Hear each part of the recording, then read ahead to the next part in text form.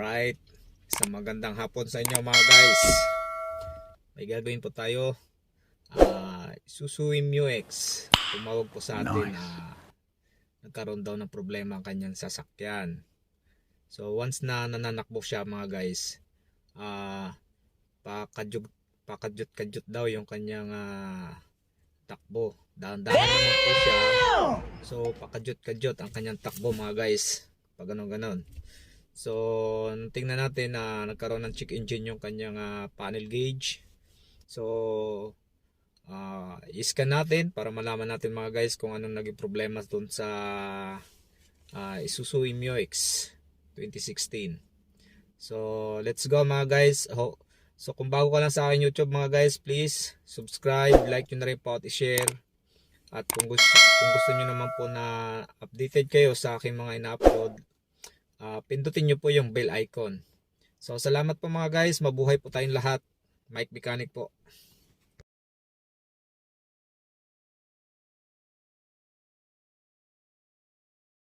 Alaman kung ano naging problema. Set up po.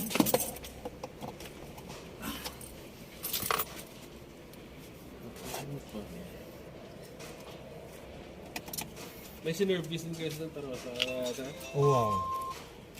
Patatapos lang.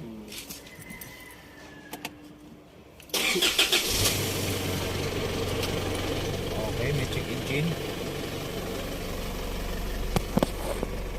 May check engine nga mga guys. Scan natin.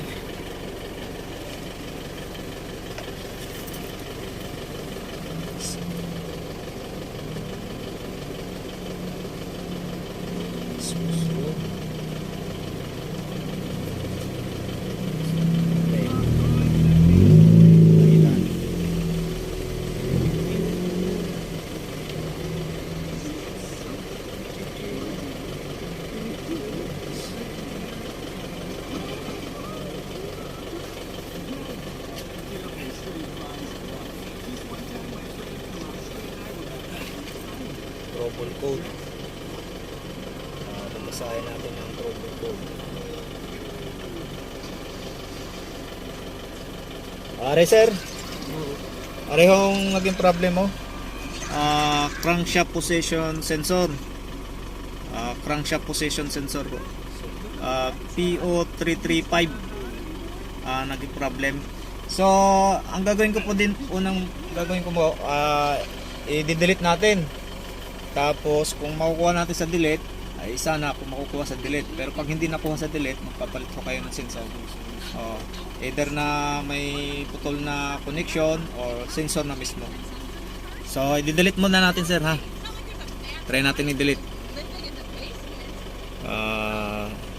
Yes.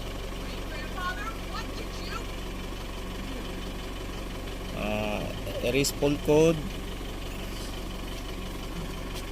Reading po to kung full code. Tingin mo dito sa data. Wala na rin po sa panel gauge mo sir ha. Yan yung check engine. Wala na rin, pero obserbahan pa rin natin kung sakaling baka bumalik siya. Oo, check natin. nag-loose lang. Pwede ho. Pwede nag-loose, pwede hong nagkaroon ng problema yung kanyang wiring. Sensor lang ho. Ayan, wala na ho yung ano niya. Yan, full code. Tapos wala na rin yung kanyang check engine. Yan, okay. So, naging unang ano niya, pakadyot-kadyot. Oo.